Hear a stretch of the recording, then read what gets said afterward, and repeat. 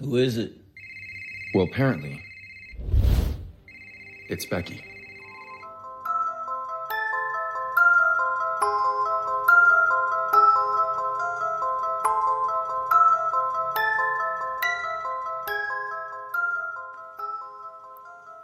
You're listening to Fun with Horror with your hosts, Scotty and Andrew.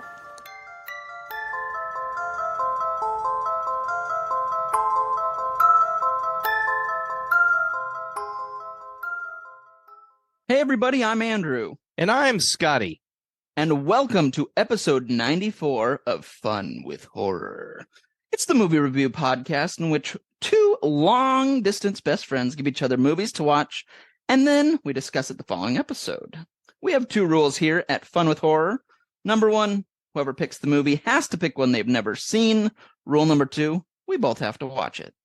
Hey, last week, Andrew, it was my choice.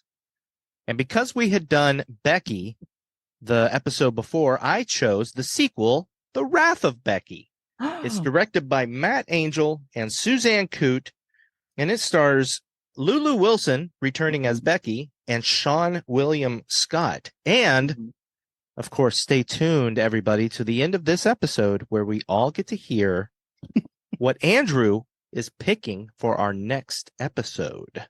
Woo! Hey, buddy. Hey, man, how's it going? Man, it's going well. Good. I'm just a tired man in this world of exhaustion. I'm sorry. Boy, well, you look good. I'll say that. I will tell you this right now. And thank you, by the way. You're welcome. You look amazing. Stop it. Stop it. I'm fishing for compliments. And I'm the bait. That's right. I don't know what that means. You're a master baiter, my friend. Yes. That's okay. So Anyway, I'm going to tell you something nice. lay it on me. I had a long day, buddy. Mm-hmm. I was tired. I was a little bit down, not feeling 100%. But you know what? I knew that we were recording tonight, and that always lifts my spirits. Oh, buddy. It gave me something to look forward to, something to hope for. I love our recordings. I always go after we record. I'll go downstairs and every time I tell Cindy, I'm like, man, that was so much fun. I'm like, I just feel good. It happens every time, buddy. That is so much more wholesome than I thought it was going to end. Oh, yeah. After my joke, gosh. Just let me tell you what I do after every episode. Yeah. Things get weird in the Hilliard household. Buddy, have you been angry this week? Yeah, man. Yeah. You know what? What? Me too. What sin did we just commit, my friend? I think it was Wrath. The Wrath of Becky is our next movie. I don't know. There you go. Yeah, we're talking about The Wrath of Becky this episode, my friend. Aren't we? Oh my gosh. I love you, dude. Yes, we are talking about Wrath of Becky. So, of course, heads up, everybody. We're going to spoil Wrath of Becky. If you have not seen this movie and you're okay with spoilers, stick around. But if you don't like spoilers, pause this, go watch it, and then come right back and listen to the rest of the episode. But before we give our critiques and our loves and our everything about this movie, we need a 3-minute recap. And Scotty is going to be giving this to us. And I actually did hire Lulu Wilson this week. I did. She was, again, not cheap, but she learned a lot while playing Wrath of Becky about how to kill people. And so she will do it in a really horrible way if you do not give our 3-minute recap in under 3 minutes. Just heads up. I'm not going to lie. I love Lulu Wilson, but I was kind of hoping for Stifler. Spoiler alert, he's also there. Oh my God. I spent a lot of money this week to have you killed. So, well, let's see how this goes, because I pulled an Andrew and totally forgot about the 3-minute recap. All right, I'm getting my stopwatch ready, man. Hey, I better get mine ready too. Are you ready? I'm ready. You ready? All right. I got you for 3 minutes. 3 minutes of playtime. The Wrath of Becky picks up, 2-3 years after the last movie. Becky is going from foster home to foster home. She ends up running away from one foster home and ending up with this old lady. And she's also working at a diner. While she's working at the diner, these 3 guys come in. They're part of a group called, what are they called? The Noblemen. Yes, the Noblemen. And yeah, so they're in town for a rally, and they're going to cause some chaos. They come across Becky and they give her a hard time, so she gives them a hard time right back. They end up going to her house that night. They kill the old lady that she's with. They take her dog. Becky, after she wakes up in the morning after being knocked out by one of them, goes into her room, gets prepared, dresses in a big, bright red jumpsuit, doesn't put on her little knit cap from the last movie, and she goes to find these gents. These guys are at a cabin house out in the middle, kind of out in the middle of nowhere. Becky gets there, and so begins her rampage. Seann William Scott plays the head of this little group. He's a very scary individual. And Becky starts calling them. She wants her dog back. One guy goes outside. She kills him, blows his head off. Then people just die. Like all these people, they just start dying. And they eventually catch Becky.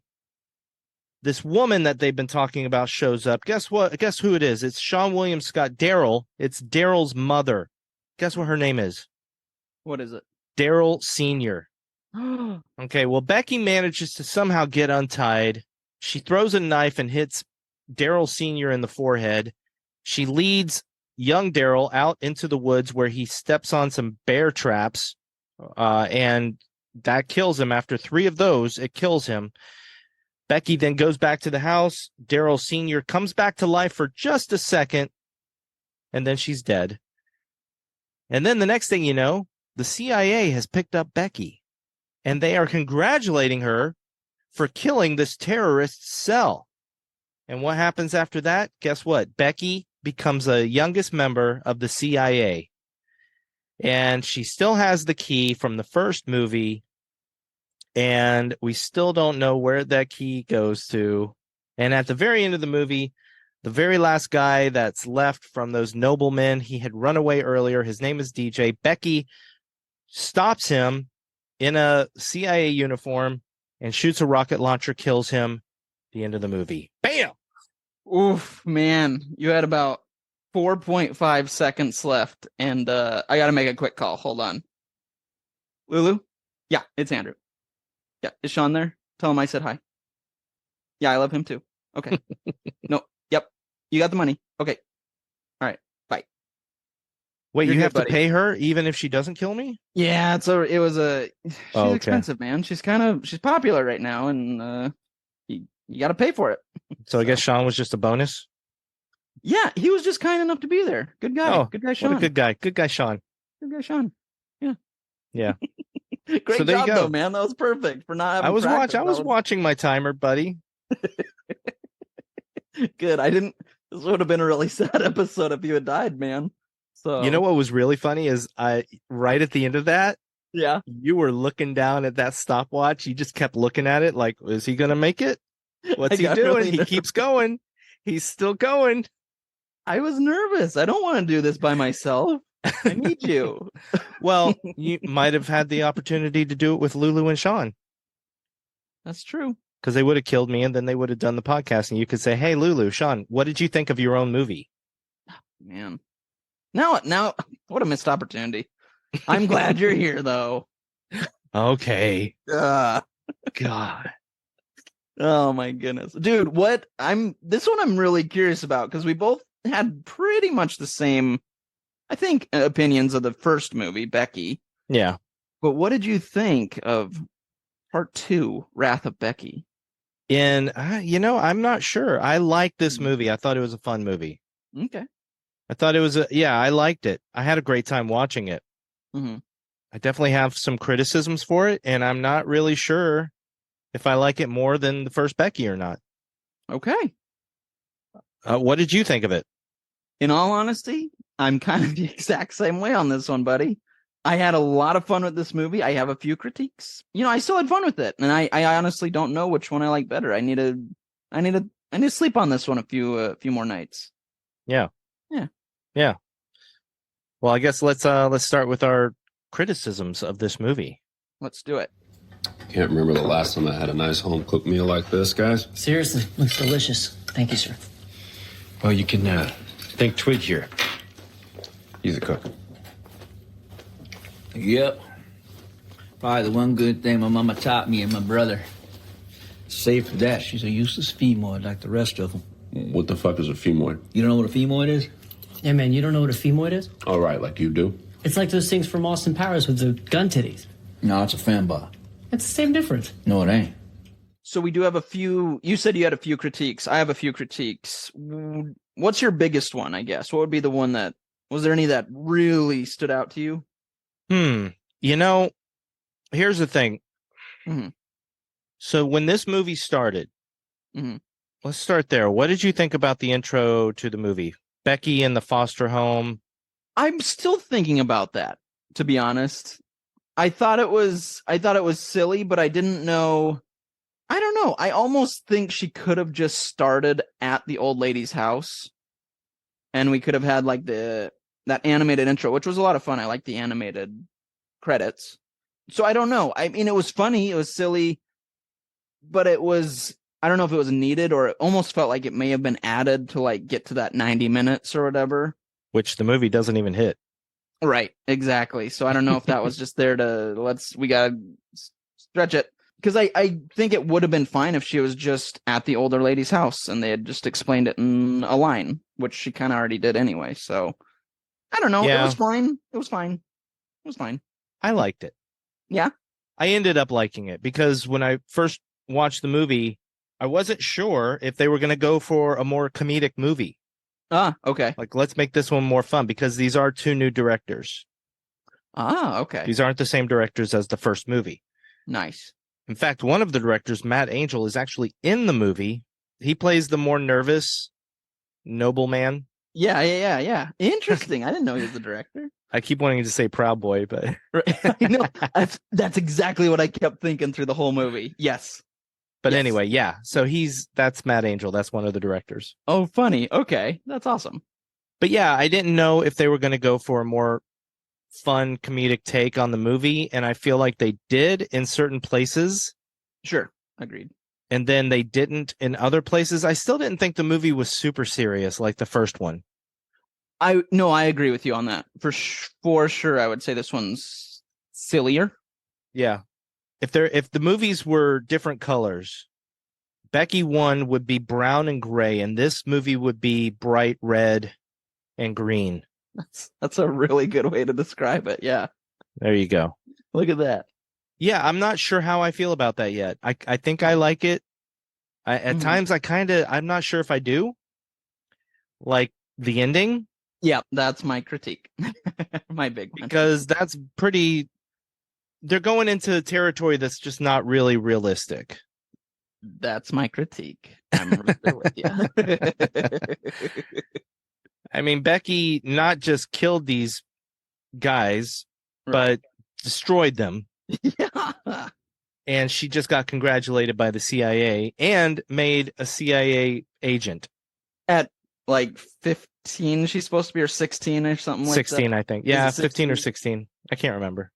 Yeah. I think it's 15, actually. I think she was 12 in the first movie, and yeah, I don't know. Like, I don't remember. But you're really young to be a CIA agent.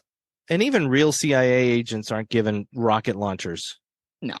But here's the thing. Here's the other thing about that. She does look at the camera at the end. There is the small possibility that the whole movie at times deals with her imagination, what she imagines doing to people. That's true. That's a good point. As opposed to what she actually does. So that just may have been her imagining. That's a good point. I like that. I'm actually going to say that was her imagination, because I think I'll like it better. So I'm gonna... There you go. Thanks, man. Hey, you're welcome. Anything for you. It's all for me, Damien. But I loved the foster couple. They were over Yeah. the top and they were hilarious. Yes, I did too. There's the one moment when Becky is in bed and she calls the lady mom, and the girl just like calls her husband. She's like, "Oh my God." I was just laughing. That was funny. After like being there for like 2 hours. Yeah, that was pretty funny. Yeah. And then Becky runs away and we have the opening credits. And I was very pleased to hear the same kind of loud theme, Yeah. I guess. Yeah, it's the exact same composer, Nima Fakhrara, Right on. as the first movie. So I'm glad they called her back to do it again. Definitely. That's awesome. As far as the score goes, I thought this score was even better than the first movies. I agree. I would agree with you on that. Definitely. I think that's my main critique. Mm-hmm. And then there's the little ones, like some of the things I'm not sure about the logistics of. Okay. And I guess my main one is the three guys in the truck that come to the diner. Mhm. All of them really well acted. Yeah. Yep. I liked them all. So Anthony was kind of the head guy. DJ was the smartass guy. Yeah. And then Seann was the Nervous. nervous one. Yep. Now here's a thought I had. Okay. Anthony was played by Michael Ciro, with Hugh Jackman getting older. That guy, if he's a good actor, could Mhm. definitely play Wolverine. I can see it. Yeah. Yep. He's got the look for sure. Yeah, For sure. Oh, that's a good one, man. I like as that. long as he doesn't typecast himself as a villain. Right. There you go. Yep. Oh, that's good. What'd you think of those guys? I was fine with them because they worked. Again, they were good actors, so I was happy about that. I would say if they were bad actors, they could have been a lot more annoying to me, or a lot more.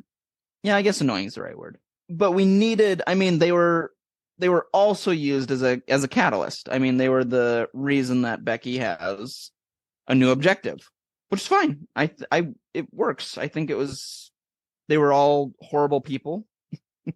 Seann wasn't as bad, but definitely, I mean, they're part of this group that's horrible. So Seann was bad. He was more mature in his maybe that's what it evilness. is. Yeah, like they weren't good guys. Like you're not like, oh, I hope they live. Not even Seann. Oh, Not you're even talking about Seann. Seann the character. Right? Yeah. Right. Yeah. Well, yeah. I was thinking of Seann William Scott, and I mean, really, all of the guys in this movie, you're like, yeah, it's fine. Go ahead. Yeah. No, I was totally off base there. I thought when you said Seann, I thought you meant Seann William Scott. Oh no. But no, Seann the nervous guy is the only one that you might have any sympathy for. Right, exactly. But you still are like, meh, you're still part of this really bad group. So, Yeah. But overall, I was fine with them. I liked them. They worked for me. Yeah, I thought the acting was good. I was worried at first. Mm. I thought DJ was really gonna annoy me. I thought the same thing. Yep. But then he got good. Like Mhm. he was authentic in his character. Exactly. Because I've met people, not people in like groups like that, mind you, but I've met people with that kind of high energy, sarcastic, that are just like that, And so Yeah. I was like, yeah, that's right. yeah. And yeah, we find out. Oh, actually, this is what I was going to ask you. Criticisms. Mm-hmm. Was one of your criticisms, by any chance, that we still have no real explanation of why Becky is as violent as she is? I have that same note again. Yep. Just like from the first one, I'm like, if they do make a 3, if they get greenlit for a 3, they'll do it, but I doubt it. I think they'll just have to go with it. Yeah, that's the thing. Are we just supposed to accept it at this point? I think so, but she's a killer. Yeah. And that's the thing that bothers me, though, is that they almost decided to touch on it. She is playing Scrabble with the old lady, right, Elena, Mhm. and she spells out killer, and the old lady says you can tell a lot about a person by the words that they pick out in Scrabble. Now facing first-degree murder charges. KILLLER.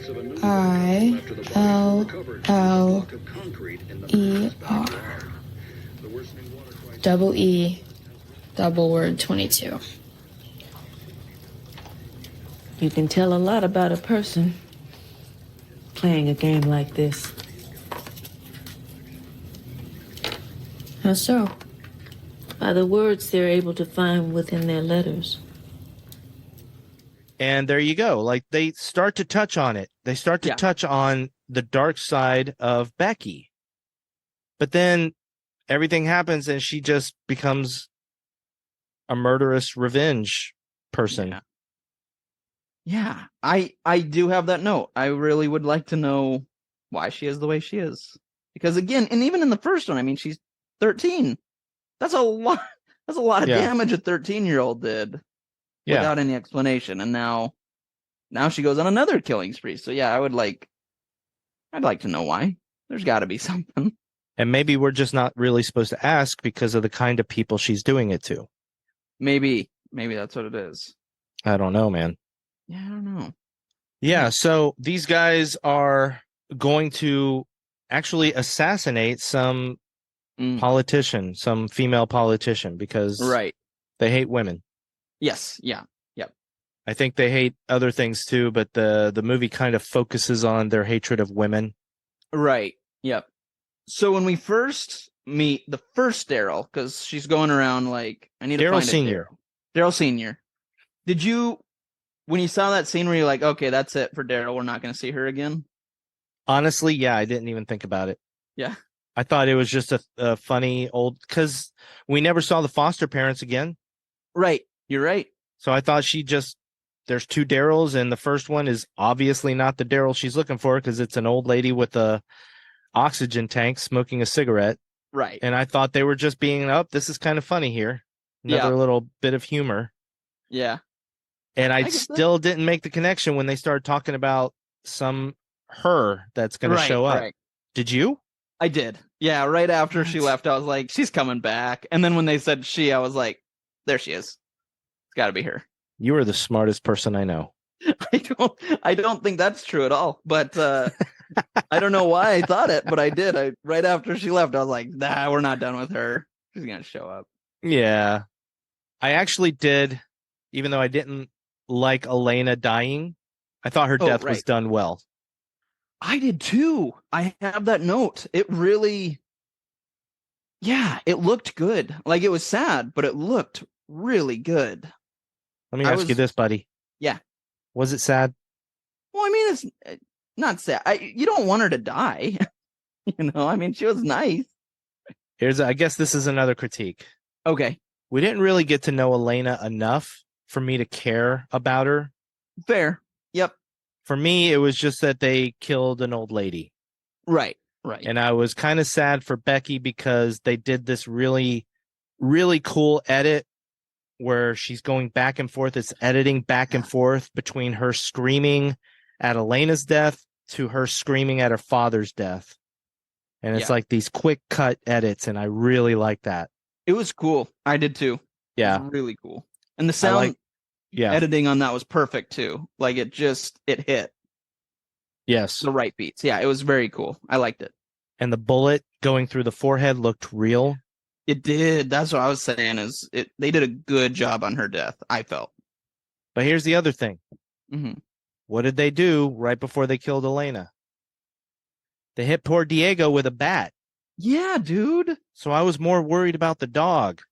Right. I know. I really, at first, I thought that they killed Diego because the way she screamed, and I was like, oh, it's going to be like it's like John Wick. Yeah, that's what I was going to say. I was like, is that a spoiler? No, I guess that's it. Not. Everyone knows that, I guess. But yeah, John Wick kind of thing. Dog dies. She goes after, but I knew the dog wasn't going to die. Yeah. Because the only thing I knew about this movie is that somebody kidnaps her dog. Somebody kidnaps Diego, and she goes to get Diego back. Got it. That makes sense. That's the only thing I knew about this movie. So I knew they didn't kill the dog, but I was more concerned about the dog. Right. I hate to say it. I was more concerned about the dog than the old lady. Yeah. Well, I mean, yeah, and the dog was hurt, so I get that too. I mean, we Yeah. saw that Elaine was, I mean, she's gone. Like, you're not Yeah. coming back from that. So yeah. I did like Becky getting ready and taking the knit beanie out that she had on in the first movie, and then putting it back because I guess, I mean, my interpretation was that she's older now. Right. I will say though, I missed it. I felt like that was kind of a cool, I don't know, like her thing. You know, we have Michael Myers has that white iconic mask. Like, it would have been cool to have her have this like iconic hat, I think. But I mean, it worked. But I just was like, oh, it's so cool though. I liked it. It was a cool look. Well, what did you think of her new iconic look? The red jumpsuit. It was fun. I'm like, where'd you get that? But that's cool. Yeah, where did you get that, Becky? Right. But who cares? Who cares, right? Yeah, it works. I'm like, hey, she's got a uniform. That's cool. Let's go with it. Did you think at all during the movie that, geez, that's a bright jumpsuit that anybody could see in the middle of a forest? I did have that thought at one point. Yeah, when someone ran out there and I was like, she's right there. Yeah. Like, how look. do you miss that spot of red Right. in that sea of green and brown? Yep, exactly. That's a really those are big fall trees, leaf. by the way. Trees Yes, are green and brown. All right, so she goes to get her revenge. Mhm. So first is Anthony. Anthony goes outside. Well, actually, let's pause here, buddy. Okay. Seann William Scott. Yeah. What'd you think? I love Seann. So, side note, as you know, my mom was the nanny for, of course, the producer of the Final Destination movies, who also produced the American Pie movies. And so we got to go to, did you not know this? I did not know that. Oh, well, there you go. So we got to go to the American reunion, which was like American Pie 4, I think. 5, I think 4, 5. I think it was 8. Is it? Yeah, maybe it was 8. But we got to go to the premiere, and so I got to meet Seann William Scott. I mean, we met him all just briefly, but he was so sweet. Was he? Such a nice guy. Yeah. So again, he's one of those people I met briefly, you know, was very kind, so I'm always supportive. I'm like, good for you, man. I hope good things happen for you. Did you like him more than Kevin James? I did. Not let me rephrase that. Not character-wise. I don't like either character. They're horrible people. As an actor, yeah. And again, maybe part of that is the sentimentality. Yeah. So, but yeah, I did. What'd you think of Seann? Well, once again, see, and I really liked Kevin James in the first movie. Mm-hmm. I feel like once again they took a comedic actor, right, and made him an incredibly evil villain. Yeah. And I thought Seann William Scott was incredible. Yeah, man. I loved his monologue to Seann in his office with Becky underneath the couch. That note. Yep. Oof. That was such a great monologue. Now, let's be clear. Mm-hmm. It wasn't Mia Goth and Pearl caliber. But I thought it was really great. It was. And I liked, well, no, let me rephrase that. They didn't say certain things that happened maybe at the time, because he's talking about this time at the war when he did some really horrible things. But he mentioned something about like the wife of a terrorist there, or something along those lines. And yeah, they don't say what happens, but you know what happened. I mean, he does a good job of making it, you know, it's horrible, but I like that they didn't say it. You know what I mean? They were careful. I know with exactly how they what you mean. Yeah, and but how he delivered it, you're just like, oh gosh, this is a bad guy. Like, he's scary. Yeah, although I will say, for whatever reason, maybe it was how the storyline went in this movie. Uh-huh. I was never as scared of him as I was of Kevin James's character in the first movie. I get that. That's fair. I just thought Kevin James was the scary guy, and I had no idea what he was going to do. Plus, there was more stakes. You had Becky's dad, his fiance, and her son, as well as Becky. That's And true. in this movie, you just have basically, once they killed the old lady, you have Becky. Right. Yep, you're right. And I wasn't actually really scared for Becky. Well, you're right. That is a really good point because she's getting out of it. Yeah. She's not gonna die, and so that's a really good point. I guess I never was super scared for either. Even when she's, later in the film she gets captured, you're like, well, she's gonna get out of it. Like she's not gonna stay here. Yeah. So that's a good point, man. See, you're the smartest person I know. We are both the smartest people we know, and we are in so much trouble because of that. Because we call each other for directions, and that leads to nowhere. Yes. A lot of accidents. But we know about the Wrath of Becky. We do. So here's another thing that I critiqued about this movie. I also never really felt like Diego was in danger. Now, here's the thing. Yeah. On one hand, they did a really good job of not making it uncomfortable for animal lovers. Right. You're right. Yep. Even the one time he supposedly squeezes Diego's head, you can tell he's not really hurting the dog, and it's all sound effects and whatnot. Yep. I agree. But at the same time, that bordered on unrealistic to me. Because they have Becky tied up. Right. These people are not good people. Right. They really want that thumb drive from Becky. And the best way they have of getting it is torturing her dog. That's true. Now, I'm glad they didn't torture the dog. But I felt realistically, they absolutely would have. They would have hurt that dog to make Becky talk. And especially, like, now thinking about it, especially with the ending with the CIA. I mean, the CIA is after this group. Like, that list that they have on that USB is of vital importance to them. Like, more so than we even may have thought when we first see it. I mean, the CIA is looking for these people. This is a major list. That makes sense. Like, for sure they would have done whatever they could to get that USB. That is a very important list. So yeah, that's a good point, man. I agree. That's a really good point. I agree. But I'm torn because I obviously don't want to see anything bad happen to the dog. Exactly. Yeah, and it's hard to have the camera look away. I don't know. Yeah, that's tough, man. That's tough. I mean, they did a good job. It hurts when DJ, supposedly, I think it's DJ that hits the dog with the bat. Yes, at Elena's house. Yeah, it is. Yep. And I hated it, but again, you don't see anything. You just see him swing the bat and its sound effects, and that's great. Good job, movie. Yeah. Let's get to the revenge. Yeah, man. Daryl, Seann William Scott, Daryl sends out Anthony to go get Becky. Yeah.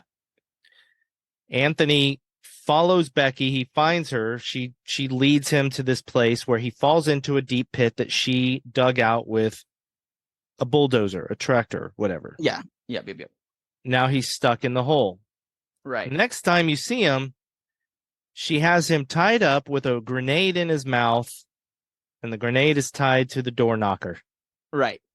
I will say, I love that idea, but going back to the first one, you and I talked about this, like, it was realistic. She had these traps set up, and as a 13-year-old girl, you're like, okay, that makes sense.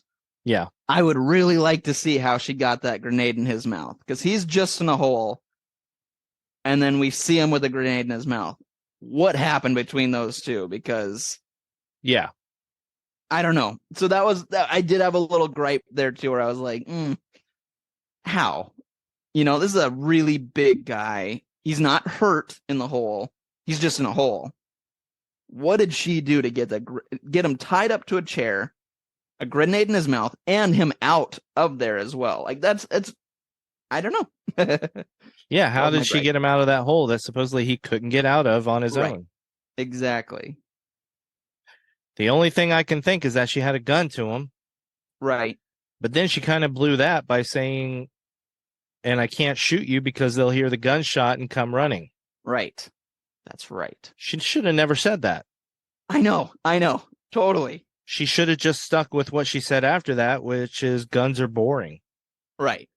Yeah, that one you just kind of have to go with it or not, but it bothered me a little bit. Yeah, that one bugged me too. But again, I was like, all right, let's see what happens with this, which It led to a pretty good kill. it did lead to a pretty good kill. I mean, sure, I didn't think there was enough explosion to that grenade. It just blew his head apart, but there was no like explosion. I don't know. Right. But I've never seen a grenade go off in front of me, so I've only seen war movies. Yeah, I'm with you. I don't know. I did though enjoy, like, again, Seann William Scott, or the character Daryl plays a veteran. So like, I like that when he pulls the pin comes out of the grenade, he looks at it for a second, doesn't panic. Like, he's not like, oh my gosh, we gotta go, because he's seen it before. So he takes a second to look at it, realize it, and then close the door and move. And I was like, oh, that was good. Like, that was a smart way to do that, I guess. That's a really good point. I also like the way he killed Seann. Oh gosh, yeah, dude. That was brutal. That was brutal. I remember hearing, and I don't know where, but as a kid, hearing that in like middle school, if someone hits you with the palm of their hand and your nose, the bone goes in your brain and you die. And I remember that scared me as a kid. I was so nervous that I was going to like bonk my nose and die. So seeing this, I was just like, oh, it brought back some weird trauma, I guess. I don't know. Well, this is also not a huge spoiler, but have you seen Blade Runner 2049? I actually haven't. Okay, well, never mind. Oh, gosh. I'm nervous. So, yeah, Daryl kills Seann, and then Twig goes out. So, Twig, we haven't talked about Twig, played by Courtney Gaines. Yeah, dude. I was like, wow, it's Malachi. Yep, that was awesome. Yeah, so Courtney Gaines plays Twig, who's the most redneck of the noblemen there. Yes, very much but so. He seems like a good lieutenant, so he's very close with Daryl. Yeah. Yeah, and this is the part where Twig goes outside because he's like, I've had enough. He goes outside and Becky's talking to Daryl over the walkie-talkie. Right. And she shoots Twig with a crossbow bolt through his cheeks. Right. Yep. What'd you think of that? Again, I liked it. I was like, oh, good. Like, that's fun. But again, in the back of my head, I'm like, how much training did she have to do? Yeah. She's a ways away too, to get that precise. So again, like, I know this is supposed to be a fun movie and I was going with it. I really was. But in the back of my head, I still had those thoughts of like, now wait, how? Like, she's special forces or something. Exactly. I'm like, she is really, really good at killing people. Like, yeah, how? And then he goes inside, I think, and then ends up going back out, and he goes to the barn, follows her. And this was pretty awesome. Yeah. Because first she drives out of the barn in this, I don't know, this contraption. I don't even know what that is. I don't know, some kind of tractor or I don't know. Yeah, some farm equipment. I loved it because I was sitting there going, why is he just laying there and just putting his hands up? And then it turns out that it's in her imagination. Yep. Wink, wink. Wink. And then I loved his death. Yes. Real quick, before we talk about that, I thought about you the second the tractor starts coming out and he's not moving. Because I know that's one of your movie pet peeves is like, run right, run left, like, get out of the way. Sometimes it is. Sometimes, but it just made me think of you because I'm like, move, dummy. Like, yeah. I mean, I think that's a pet peeve of a lot of people. It's definitely mine. In fact, it's in some movies, like Prometheus, it's less of a pet peeve of mine. Really? It didn't bother me in Prometheus. Interesting. I mean, that's a different conversation for a different day because we get into spoilers of another movie. Yes. But anybody who's seen Prometheus knows what I'm talking about. Yeah, they do. Yep. That didn't bother me. But that in this movie, it would have bothered me. Okay. Fair enough. But yeah, again, it worked out because it was just in her head. So I was like, all right, that's fine. And then what happens? Well, so I'm gonna let you tell it. This is great. I love it because he starts pulling like he's on the ground and she comes out with a machete, like, I'm gonna finish you. And he goes, wait. I'm gonna change my ways. Like, I have a son, I have a family, I have a wife, I talk a big game, but I'm not a bad guy. I'm gonna change everything, and I'm gonna be the father I need to be. And she's kind of fallen for it a little bit. The machete comes down, and then she goes, "What's your son's name?" And he says Adolf. And then she just goes crazy on him with a machete. Yes. And it's pretty awesome. I saw the still. It's a publicity still of her face covered in blood. Yeah. And the one thing I wanted to know was what happens in this movie that covers her in blood like that. And it was that kill right there. Yep. Yeah. We see her afterward, and she's drenched. I mean, Yes. drenched in blood. Yeah. But then she gets the sleeping dart in the neck. Yeah, that's right. Yes. And she wakes up in the living room tied up. Mm-hmm. And Daryl is there, and then he introduces her to Daryl Sr. And by this point, by the way, DJ has run away. He's jumped in the truck and driven off. So Yep, DJ is no longer in the picture. Yeah. But yeah, so what'd you think of this whole scene? I liked it. It was kind of a scene you've seen in movies before, in like spy movies or something, where our hero's tied up, the real villain shows up to give a monologue, hero escapes. Did you think it was realistic how she escaped? Well, let me think. I was fine with her undoing the knot. And I did love the scene where Seann William Scott goes like, "You're not getting out of that knot, Boy Scout." And then she escapes and goes, "Girl Scout." And I was like, that's pretty good. I like that. It was a good moment. But I liked the way she revealed that she had gotten out. Like, did she like flick him off or something? But she did something with her hand, and it's like, and he looks at her and he goes forward. This was the only awkward part. Yeah. Because he walks forward into her foot.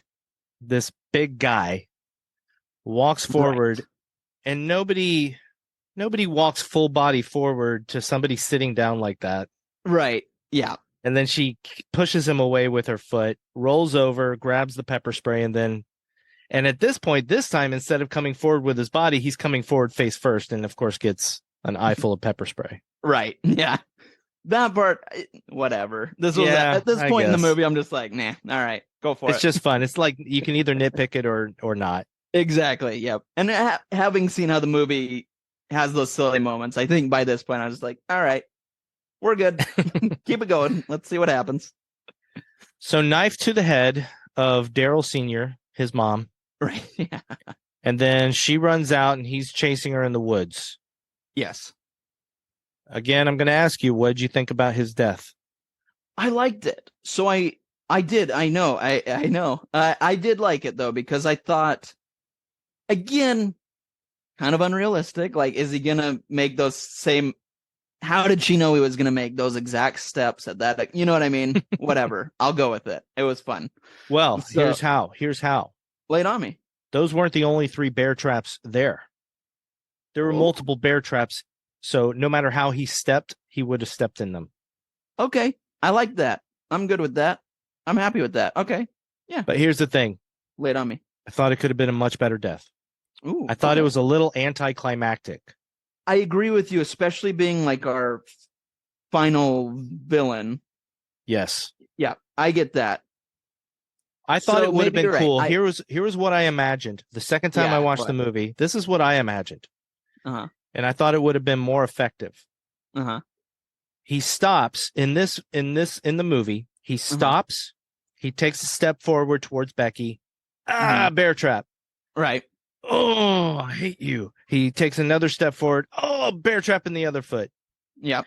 And then he lunges forward, falls down, and a bear traps gets around his neck, and that's what kills him because he just bleeds out. Right. I thought it would have been way more awesome if there was a little bit longer of a chase. Right. Yeah, it was pretty quick. And then he just runs into a whole thing of bear traps and just falls onto the bear traps, and they just destroy him. That's cool. Or yeah, like you could do a lot with that. You could have body pieces flinging out, getting chomped. Ooh, yeah, that's pretty messed up. I thought that would have been messed up. a little more brutal and something more deserving of the main villain. Right. That's totally fair. I absolutely get that. It definitely compared to some of the other deaths, especially for sure. So I totally agree with that. I did like his line though. Where he was Remind me of his line. I think. Well, I'll probably misquote it, but where he just goes like "well played" or "good job" or something like that, and then dies. Because even he's like, "Wow, you're really messed up. Like, good job, you win." I did like that too, and I like it in both movies, even because Kevin James did the same thing in the first movie, where the villains actually are impressed enough with Becky that they want her to be on their team. Right. Yes. Yep. I do appreciate that they do that, because you don't see that a lot in villain hero movies. Right. Where the villains are like, you are amazing, join us. Right. And it's, or maybe you do and I'm just not thinking of. Genghis Khan did that. A guy shot one of his enemies, shot an arrow at him and killed his horse from a way long way away, and instead of killing him, he made him his second in command because he was like, that's impressive. So I'm like, oh, that happens. What movie is that? No, life, in real life. Genghis Khan, the horrible killer. Never heard of him. Oh yeah, he was a bad guy. He's not real. You made it up, didn't you? No, I don't think so. No, just kidding. I know who Genghis Khan is, buddy. Okay. I had you going there. No, I'm like, is my look at you. Alive? There's no such thing as Napoleon. Sorry, buddy. I had to do it to you. I appreciate you.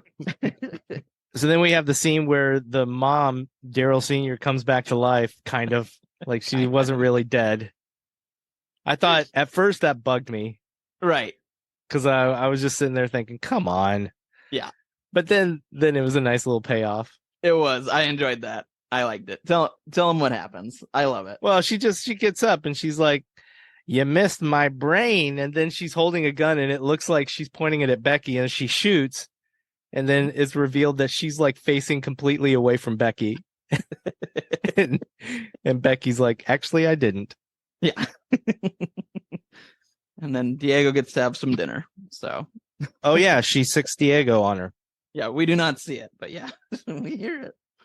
And then finally, we meet CIA agent Kate Siegel. Right? I'll be honest. During the opening credits, I had a stupid moment. When it said Kate Siegel, I was thinking of Katie Seagal. Oh, right on. Yeah. So I was like, the whole movie, I was like, wait, maybe Katie Seagal's the one that comes. She's the... I think I thought of her when they mentioned her at one point. Sense. I also wondered if the her was going to be maybe her almost stepmom from the first movie. Oh, whoa, that would have been a twist. Yeah.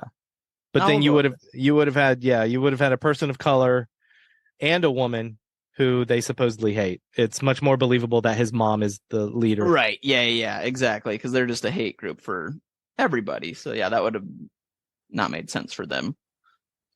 Last question, because we've already talked about that we think it's kind of ridiculous that she becomes a CIA agent. Right. Yeah. And the rocket launcher scene, which is the end of the movie. What did you think of only finding a tiny bit out about the key? We find out that the key has coordinates in it, but we still don't know what's at those coordinates. So I was actually happy about it. The reason being, because in the first one, like I said, it was fine that it was ambiguous, but I really did want to know what that key was for. And I thought that in this one, it was just going to be nothing, like whatever. That was the first movie. We're not doing it. So when they said we're going to find out, I was like, oh, wow, we're actually sticking with the key. Okay. But here's the thing. You still don't find out. Right. But at least we will, I think. It sets it up for a third one. So I'm like, okay. Yay. Yeah, I actually thought it was very funny. And I actually, at the end of the movie, I laughed because they know what they're doing. They're stringing us along on purpose. Course. Yep. Here, you're going to find out a little bit more about the key, but we're still not going to show you what it leads to. Now, what would be funny is if in the third one, however it starts, they've already used the key to find whatever, and they just go, that was crazy. And then never find out what it was. I hope they listen to this podcast and use that idea. That would drive so many people crazy. But they won't pay you because writers don't get paid. That's right. That's right. Pay the writers. Pay the writers. I think that's it, buddy. Yeah, should we do our 3 questions? Yeah, let's go for it. All right. Who would cross the bridge of death must answer me these questions 3. All right, question number 1, my friend. What was the best death or kill in this movie? I'm going to go with Twig. Her destroying Twig with a machete. Nice. Okay. I just love that whole scene because of the whole him revealing that he named his kid Adolf, and she almost was going to let him go. Yeah. Like you already explained. You did a great job, but yeah, she was almost going to let him go. And then he reveals that he named his kid Adolf, and she's just like, oh, come on. Yeah. And then destroys him. You? Perfect. I actually went with Anthony with the grenade in the mouth, just because that was a fun death. I mean, it was just the exploding crazy. head. Exploding head. You can't go wrong. All right. All right. Question 2 then. I think I might know actually the answer for the next 2, maybe, but was this movie scary? Not at all. And I don't think it's going to be scary to anybody. No, I agree. Question 3, man. Did you have fun with horror? I had a lot of fun. Good.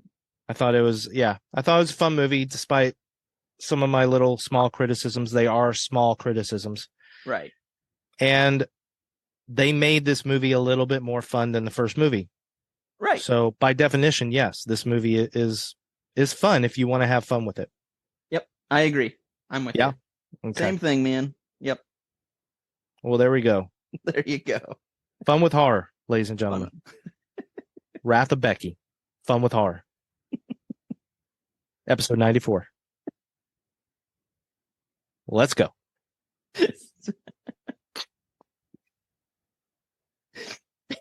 Wrath of Becky. So, what do you think? Would you like to hear the first question? That's not the first question. Sure.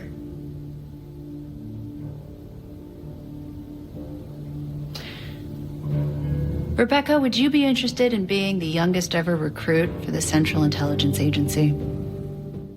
Okay, Andrew. This is yet again one of those podcast endings where I have absolutely no idea. Actually, the last time I said that, I had one idea and you picked it. Mm-hmm. This time, I have no idea what you're going to pick.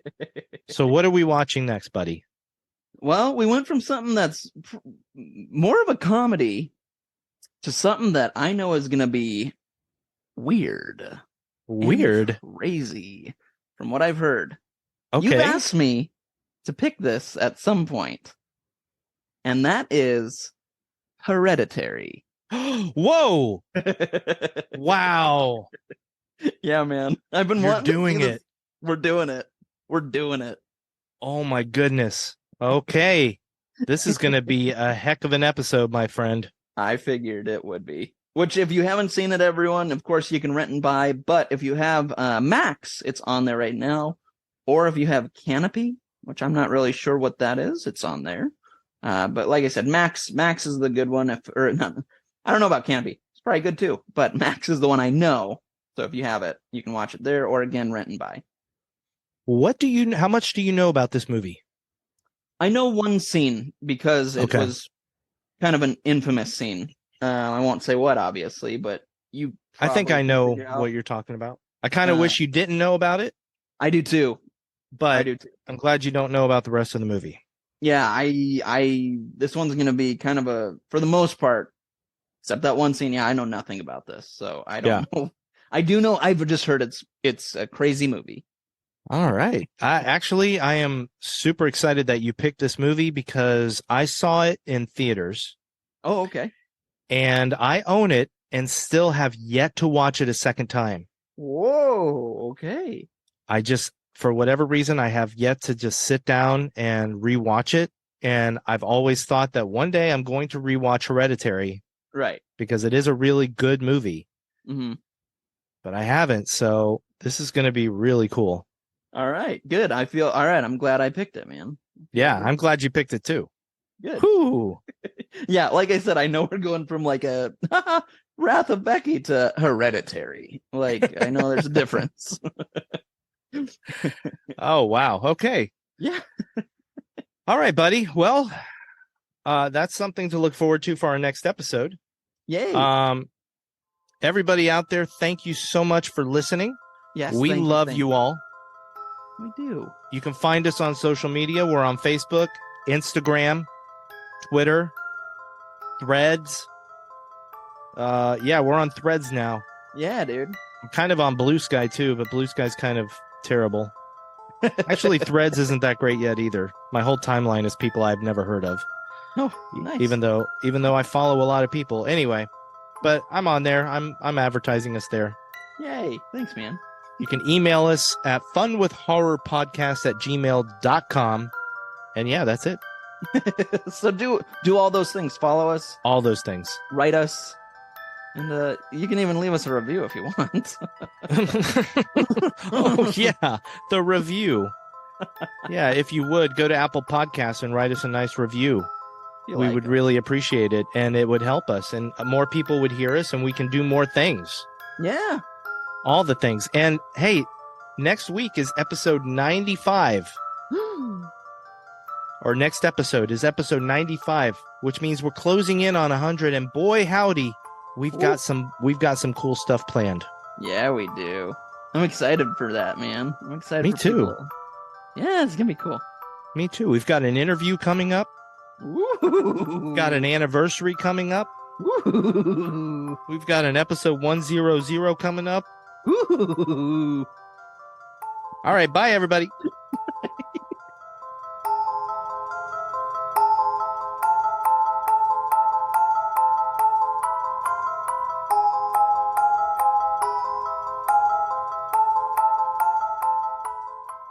I have a kid, a baby boy, and a wife. I'm so sorry. I'm sorry. I act like I'm a tough guy, but I'm not. I act like I hate women, but I don't. I really don't. I swear if you let me live, I will never say another horrible thing about women ever, ever again. I'll love my wife with all of me, and I will raise my son to be the best man he can be. Please, I don't want to die. I'll do anything. What's his name? Huh? Your son, what's his name? Fuck. It's Adolf. You gotta be fucking kidding me!